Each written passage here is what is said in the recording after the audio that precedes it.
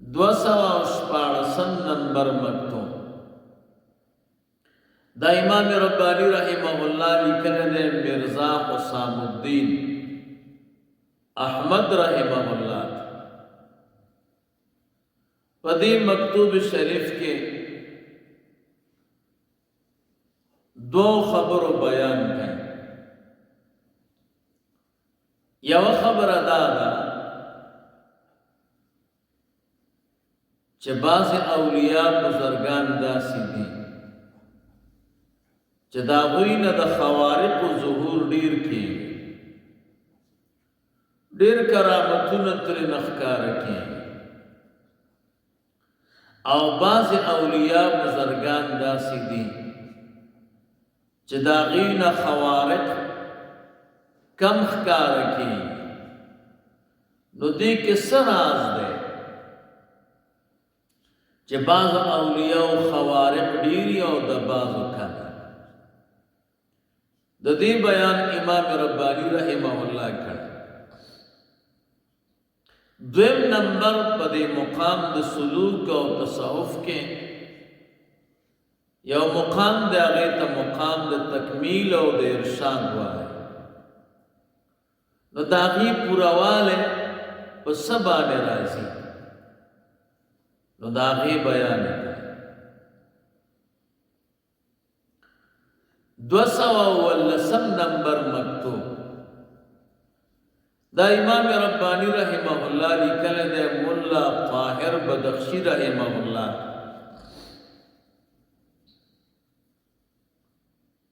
پدی مکتوب شریف کے سلور خبر بارے بحث کئی غٹ خبری پکی سلور دی. یو خبر ادا دا چی نسبت دا باطن چی سوک حاصلی اگر کدے ناپوها ولی ننے او دیر پکی حیران دے دا دیر زیباتر دے او دیر خیسته دے دا ظاہر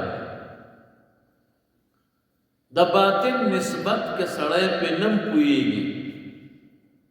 پا حقیقت نم پوئے گی خوچے دے حاصل کی اگر کڑیر لگوی نو دا ظاہر نا پسو چند بانے اعلیٰ. دویم نمبر خبر ادا کریں چه بعض اولیاء تا چه اللہ تعالیٰ کشوف ورکنی کل کل پا دی کشوفو کی غلطیاں واقعی شی کشف کی ورطا یو شیخ کارشی لیکن بظاہر کی بیابل شی ندا اولیاء کرامو پا دی کشوفو کی دا غلطی ولی واقعی کی دا دیس سبب دیں. درم نمبر خبر کہیں چونکہ قضا دو قسم دا یو تا قضاء معلق وائے دویم تا قضاء مبرم وائے. دا قضاء معلق و دا مبرم پا منز کے سفرق دے او دا ہر یو حکم دے. درم نمبر سلورم نمبر خبر کہیں کل کل یو مرشد او شیخ بعض مخلصانو تا اجازہ کی چی تخلقو تا ذکر ورکولیش دا اجازہ دا شیخ او دا مرشد دا علامہ دا غدا کمال او دا تکمیل ندا دا سند چی اغب ہوئی ظہور سیدم دا ولایت اعلی مقام تو ما تخپل شیخ او مرشد اجازہ اکڑا نا کمال او تکمیل جدا شہد ہے او دا شیخ او دا مرشد اجازہ دا تعلیم دا طریقت دا جدا شہد. 213 نمبر مکتوب دا امام ربانی رحمہ اللہ لکل دے مولا داود رحمہ اللہ پدی مکتوب شریف کے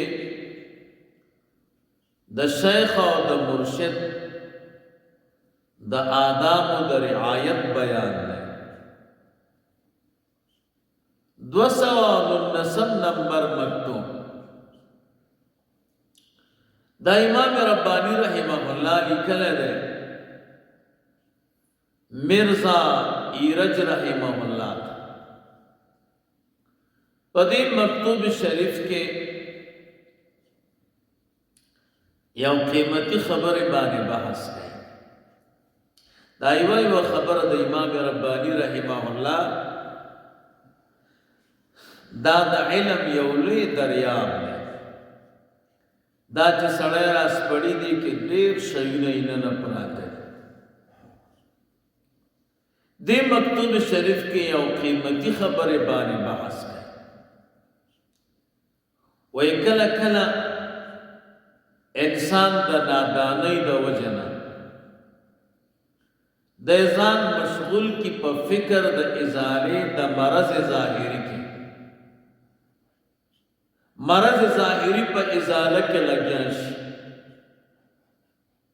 خدای دا مرض باطنی نا غافل ہے چه مرض باطنی عبارت تے دا گرفتاری دا زڑان زڑے مصروف دے او گرفتار دے او گیر دے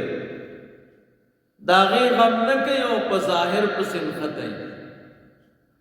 دا کار دا نادانائی نکیگی او دا ناپوہائی اصلی شے ازالہ دا مرض باطنی دا کلچ مرض باطنی ازالہ وشوا مرض ظاہری پخپل خود بخود زی دا دوارا زدین دینانو جمع کی 200 نمبر مکتوب دا امام ربانی رحمہ اللہ لکل دے شیخ حمید بنگالی رحمہ اللہ دے مکتوب شریف کے دا بعض صوفیہ کرامو دا غلطی بیان ہے او دا غوی دا غلطی و منشای خود لینا چوالی غلط شوی دی